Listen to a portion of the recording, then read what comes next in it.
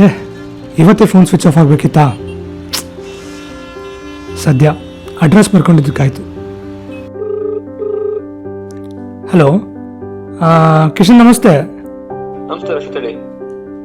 ಅದು ನಾನು ನಾಳೆ ಬೆಂಗಳೂರಿಗೆ ಬರೋದಿತ್ತು. ಓಕೆ, ಏನು ವಿಶೇಷ?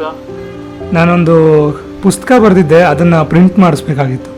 ಹೌದಾ? ಹಾ. ಯಾವ ಪುಸ್ತಕ? ಅದು ಒಂದು ಕನ್ನಡದಲ್ಲಿ ಕಾದಂಬರಿ ಪುಸ್ತಕ ಬರೆದಿದ್ದೆ. ಕನ್ನಡದಲ್ಲಿ ಬರ್ದಿದ್ದೀರೇನ್ರಿ? ಬೇರೆ ಯಾವ್ದಾದ್ರು ಬರೀಬೇಕು ತಾನೆ? ನನಗೆ ಚೆನ್ನಾಗಿ ಓದೋಕೆ ಬರೆಯೋಕೆ ಬರೋದು ಕನ್ನಡ ಒಂದೇ. ಇಷ್ಟಕ್ಕೂ ನಾನು ಯಾಕೆ ಬೇರೆ ಭಾಷೆಲಿ ಬರೀಲಿ? ಓಕೆ ಬಿಡಿ, ಪರವಾಗಿಲ್ಲ, ಬನ್ನಿ ನೋಡೋಣ. ಓಕೆ ಕಿಶನ್. ಯಾಕೆ ಯಾರು ಅಡ್ರೆಸ್ ಕರೆಕ್ಟಾಗಿ ಹೇಳ್ತಾ ಇಲ್ಲ? ಇಲ್ಲೇ ಹತ್ರ ಅಂದಿದ್ರಲ್ಲ, ಎಲ್ಲಿರ್ಬೋದು? ಅಣ್ಣ, ವಿಜಯ್ ಪುಸ್ತಕ ಮುದ್ರಣಾಲಯ. अरे हिंदी में बोलना. ನಂಬರ್ 2/4. ए पता नहीं, चल चल.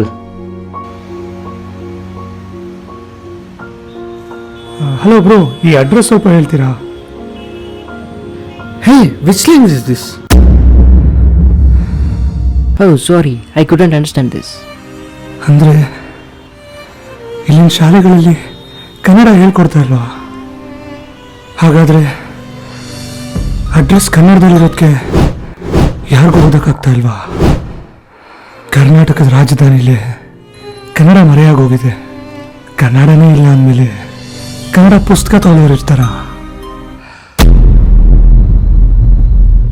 Hey भाई, क्या हुआ? उठो भाई, उठो. ಓಕೆ ವಾ? ಏమైంది ಬ್ರೋ? क्या हुआ भाई? ನೀರು ಕುಡಿ. क्या? ನೀರು. अरे हिंदी में बोलना. ఎన్నాచు నన్బా ఎలా ఓకేదానా? బ్రో ఏంటి బ్రో, తెలుగు వస్తుందా? ಛೇ, ಒಬ್ರು ಕನ್ನಡ ಮಾತಾಡ್ತಿಲ್ವಲ್ಲ.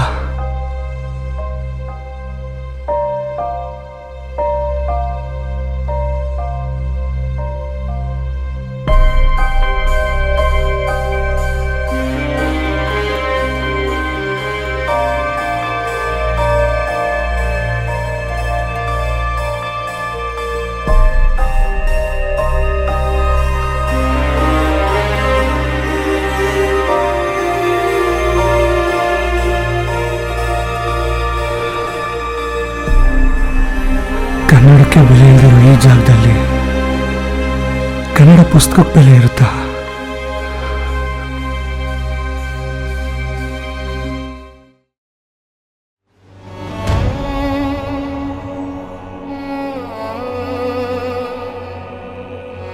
ಕನ್ನಡದ ಇವತ್ತಿನ ಸ್ಥಿತಿಗೆ ಕನ್ನಡಿಗರೇ ಕಾರಣ, ಅಂದರೆ ನಾವೇ ಕಾರಣ.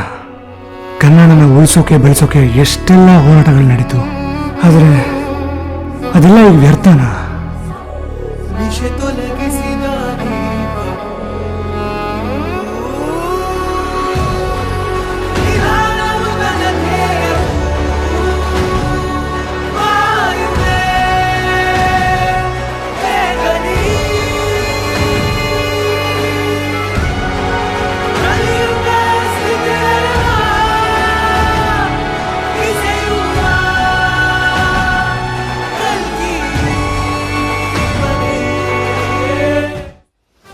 ಕನ್ನಡನ ಬೆಳೆಸೋಕೆ ನಾವ್ಯಾರೂ ಅಲ್ಲ, ಅದಾಗಲೇ ಬೆಳೆದು ನಿಂತಿರೋ ದೊಡ್ಡ ಹೆಮ್ಮರ.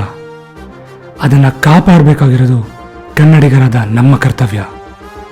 ದಯವಿಟ್ಟು ಕನ್ನಡ ಬಳಸಿ, ಕನ್ನಡ ಉಳಿಸಿ.